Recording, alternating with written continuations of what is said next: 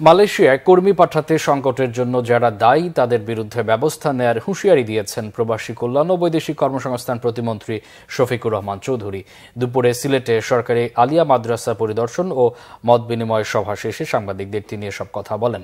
প্রতিমন্ত্রী বলেন, মালয়েশিয়ায় কর্মী পাঠাতে না পারার কারণ অনুসন্ধানে তদন্ত কমিটি গঠন করা হবে।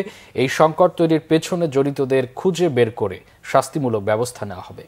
যাদের ভিসা হয়েছে তাদের তালিকা দিতে পারেনি বায়রা, যার কারণে ফ্লাইটের সমস্যা হয়েছে। মালয়েশিয়া সরকারকে সময় বাড়ানোর জন্য চিঠি দেওয়া হয়েছে বলেও জানান প্রতিমন্ত্রী, তবে এখনও সেই চিঠির জবাব আসেনি। সংকট সৃষ্টি করার পিছনে দায়ী তদন্ত কমিটি হবে। তদন্ত কমিটির মাধ্যমে যাদের বিরুদ্ধে এই সমস্ত জিনিস উঠে আসবে তাদের বিরুদ্ধেই আমরা ব্যবস্থা গ্রহণ করব, শাস্তিমূলক ব্যবস্থা করব।